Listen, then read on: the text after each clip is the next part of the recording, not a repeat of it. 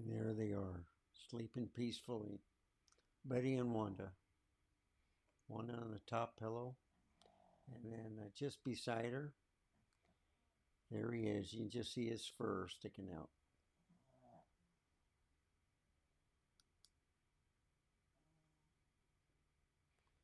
And this right here, you can see what type of camera. So it's rotating cameras.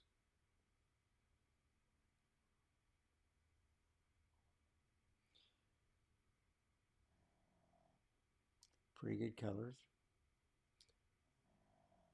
This is a 28 millimeter.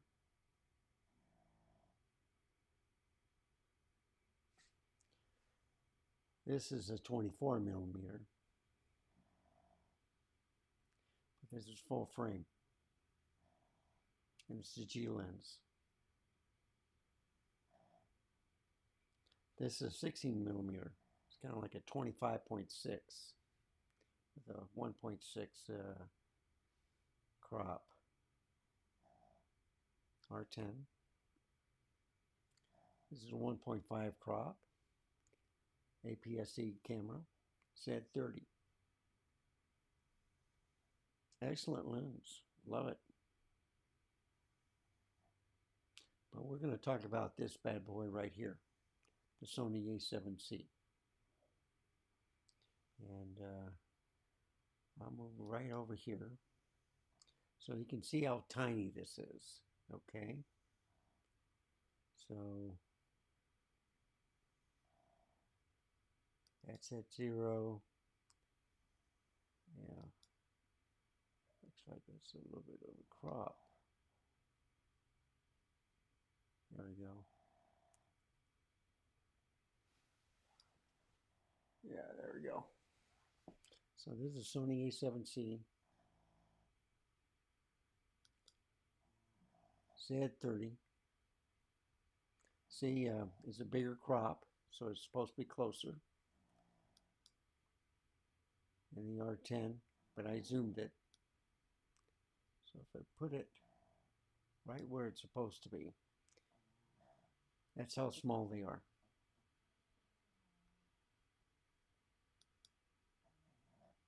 Z30 with the crop. A7c full frame.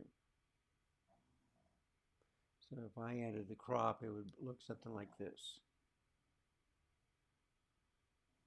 But it's still smaller than the Z30.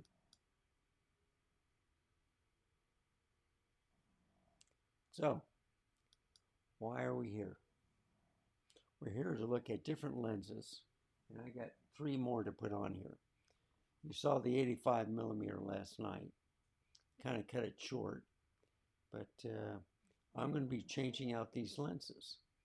So this is a 24 millimeter on the Sony A7c.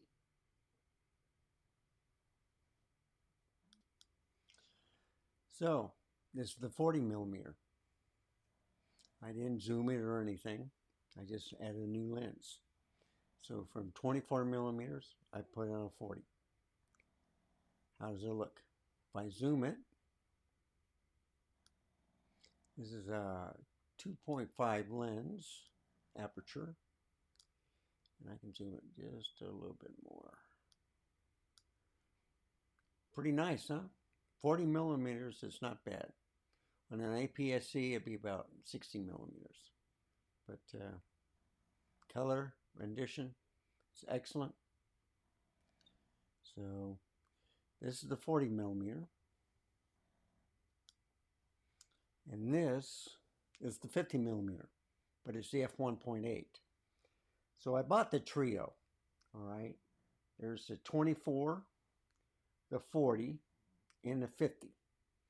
All small lenses, easy to travel with, good quality. Sony has some great lenses at some good prices. These are pretty inexpensive, and they're still good quality. So these lenses are tiny. They're metal, some plastic, but very well built. They got aperture rings on here, so you can change the aperture on the lens. I love that. I wish more companies would do that. But you have to program it with the either the focus ring or the aperture and stuff like that.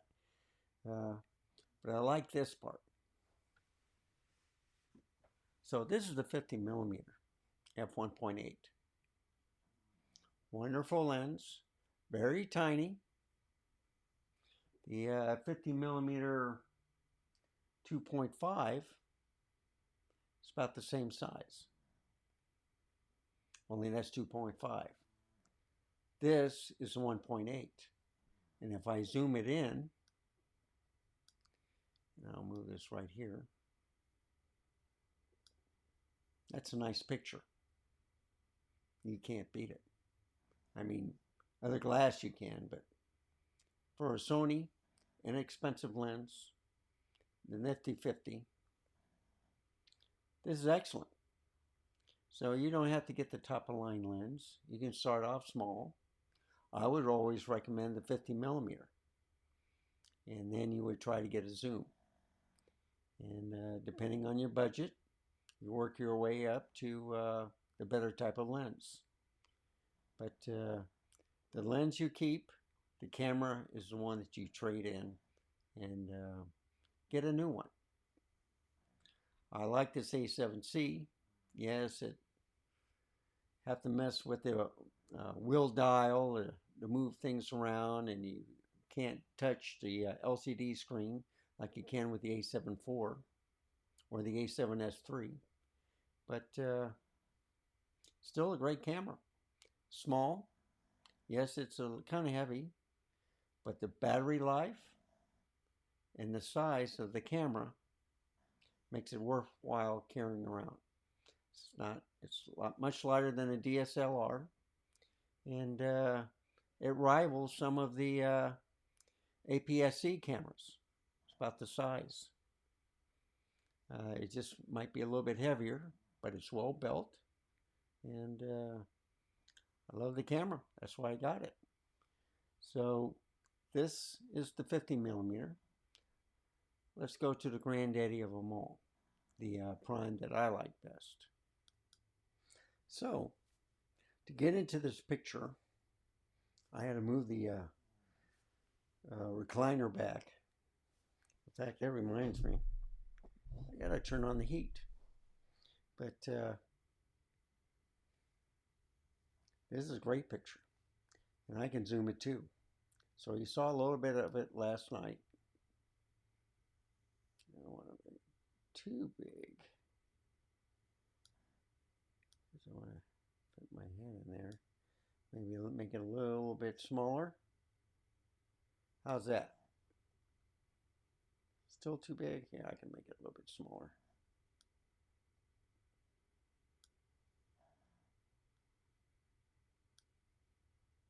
Yep.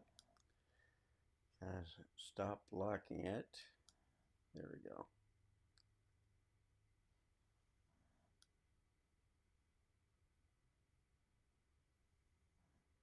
Yeah, that's pretty well centered. So anyway, what do you think? 85 millimeter, excellent lens.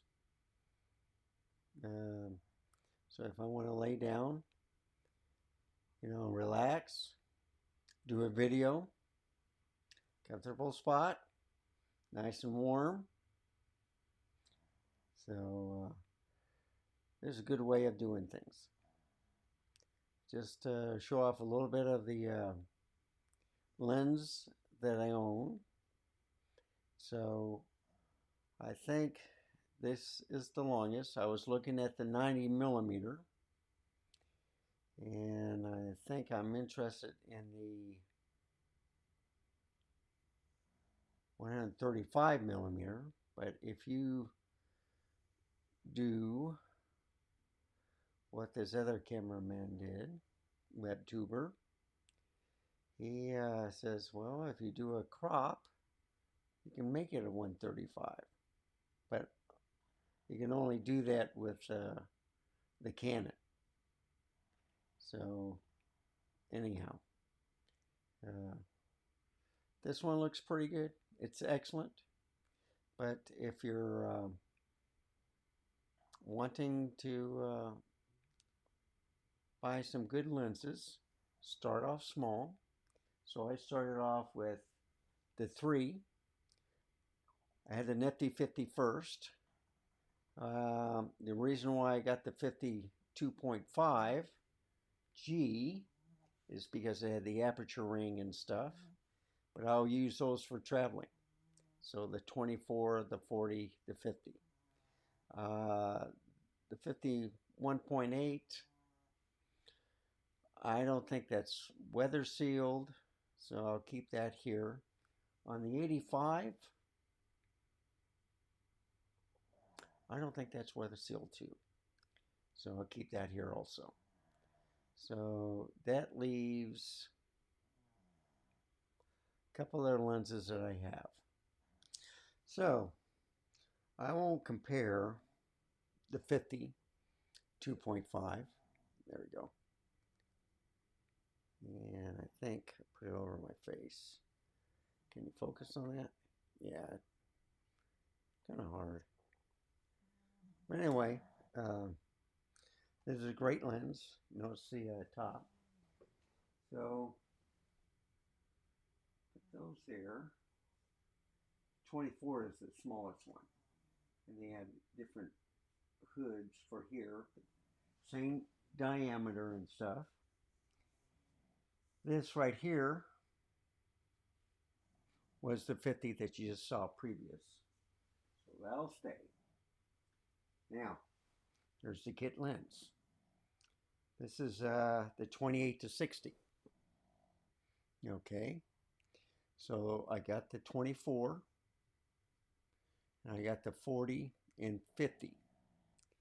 All this covers it all. And I don't know if this is weather sealed. Let me take a look at it real quick. I don't think so. Usually the kit lens isn't. So anyway, for portability, this will do everything. But on the aperture side, this is kind of like from 4 to 5.6, which isn't bad. Okay, it's a great kit lens. I was impressed with it when I put it on the Sony A7c. And even on the ZV-10, this is pretty good. So this is like a 42 to a 90, you know, on the APS-C. And I talked about the 50 millimeter. So the only other lens I have is the 20 millimeter. Okay, so they do have a 16, but that's usually sold out, and it's a pancake lens, all right? But it's APS-C. But for the good price and stuff, I like this 20 millimeter. So it has the aperture ring on here also, but it also has a locking mechanism, you know, where you can click it or not, and it's a 1.8.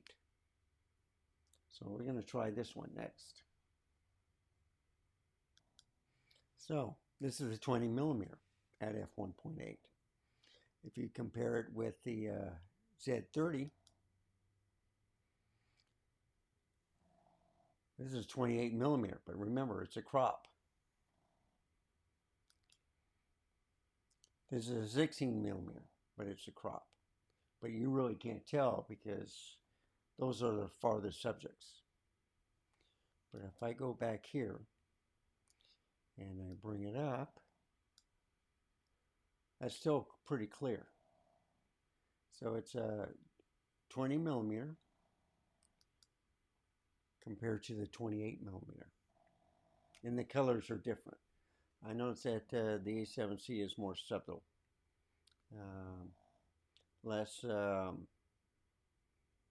saturated, I could say. So there we go. So I could lighten this up right here.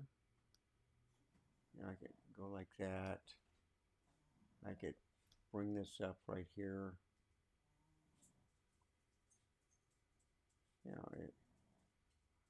Make it look good. In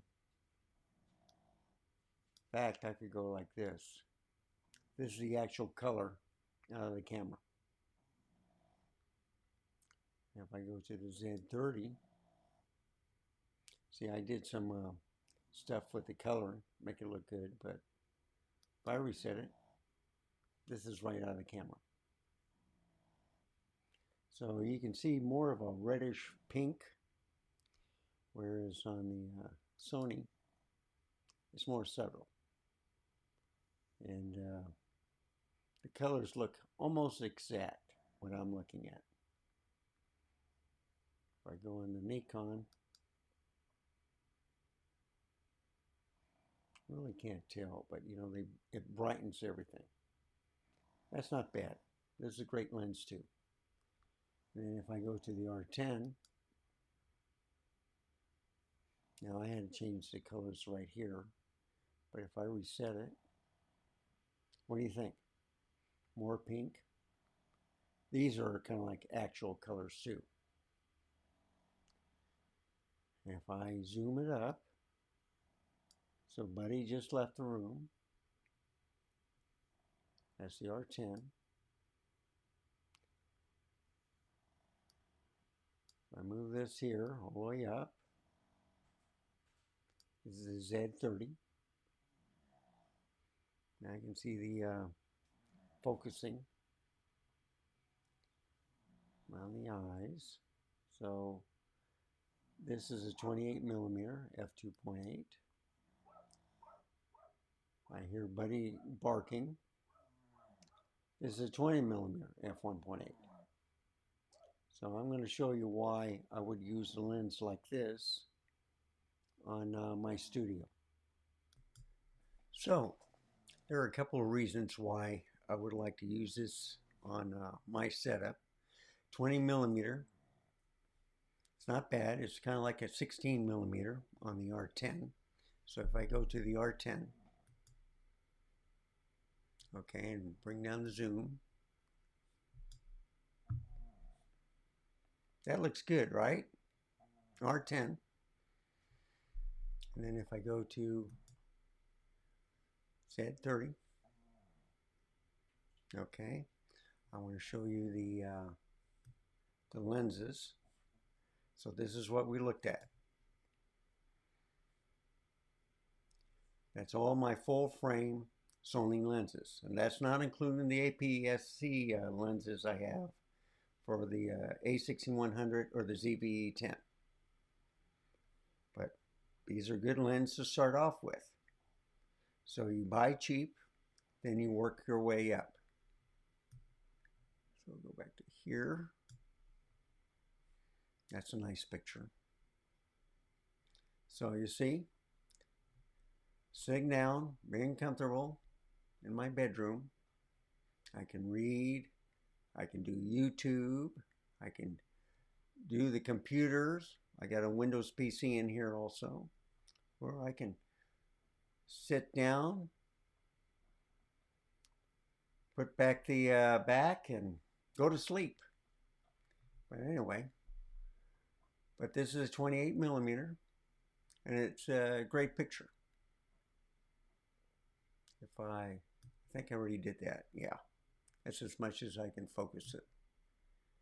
But on the Sony A7c, I can do that too, and I can zoom. But you see, I'm in the picture. Now it should focus, hopefully. So let's see. There we go. I was hitting the wrong button. But you see how that focused? And I go in the picture. I should be in focus. And I'll bring it back here. So this isn't bad. I can put me right in the center. 20mm, full frame. It's great. You can't beat it. So, full frame. Um, yeah, that's the R10. So, from the Sony thing, I don't know if I'm in focus or not. Let me do it again. Yeah. Okay, so this is 20 millimeter. All right.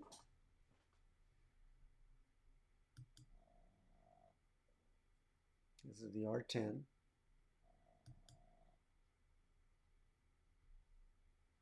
This is the F30. Great cameras. You don't have to pay a lot of money. I think the most expensive one was the Sony A7c.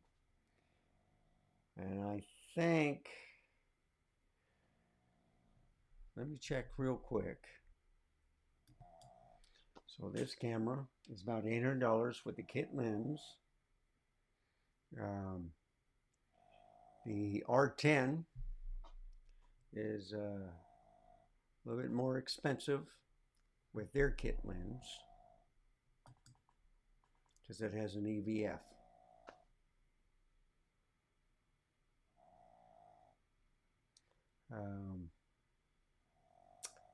I like the video on the Z30. It has one of the best autofocusing for the camera on APS-C. One of the best. The Canon is always top rate. This camera right here. So this is excellent camera too. And if I look at it right now, turn on the outside, see it's not even overheating. This hasn't overheated all winter long because of the cold. Now when it gets warm in the summertime, that's a different story. But with the Sony A7C, it's about close to $1,800 now. And I don't think that's with the lens. But this is still a good camera. Good battery life. Very portable. And besides looking at the wrong camera when I'm trying to describe about this camera right here, Sony has quite a collection of lenses that will work with anything. And that's my take on it for tonight. I thought I want to show this off. This is all done on an iMac 2017. It's working great. If I look at the temperature, it's 55, 56 degrees. That's normal. And it's doing a great job. So let me know what you think, if you agree with me. But 3 good cameras, different price points. They got the R50, which will compete with the ZV-E10, which is cheaper, and then is cheaper than the Z30. But if you want to go full frame, they're screaming about the R8.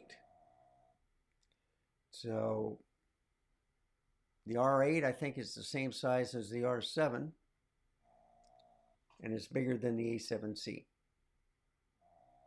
And plus, it's with the rangefinder camera, it's easier to put in the pocket too. So I just want to have your feedback. Is it well worth to get an A7C?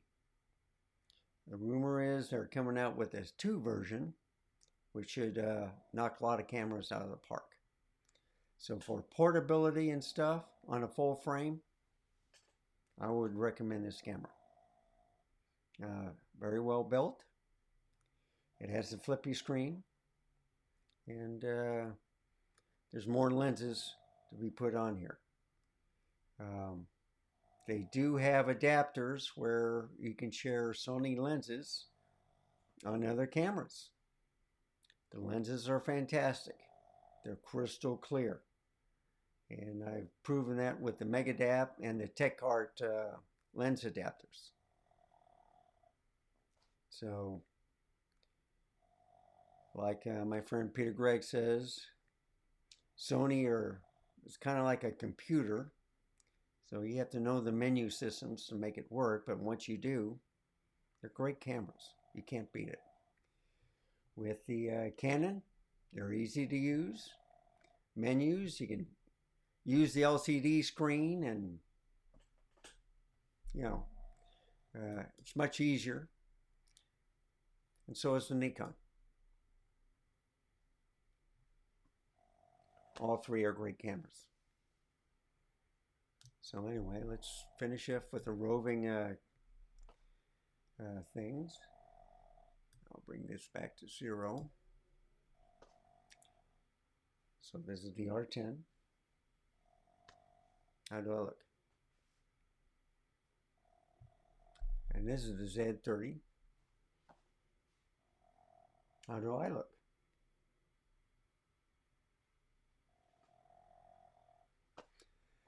And of course, Sony A7c.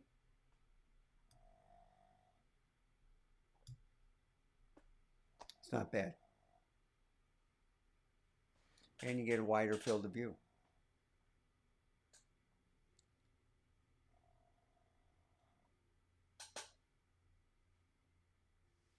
And I know Peter is jumping up and down because his iMac can't conform or perform like mine.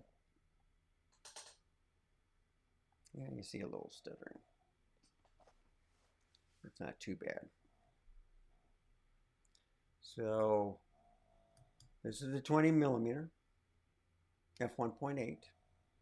I'm going to put the 24mm and see what you think. So make it exact. This is what a 20mm will look like. Now here I'm going to put on the 24mm. So here we have the 24mm at 2.5. Not a bad lens. 20mm is just a little bit more aperture, but this isn't bad at all. And just to make sure I'm in focus, yeah. So what do you think? I can increase it a little bit. That's a great shot. All the way. 24mm. Take off the glasses. What do you think? Well worth it? I think so. So anyway, I hope you like this video. Give me a like. Or subscribe. And if you have any questions, just put it in the comments down below. Thank you for watching. And remember, stay safe, keep smiling. Until next time, goodbye.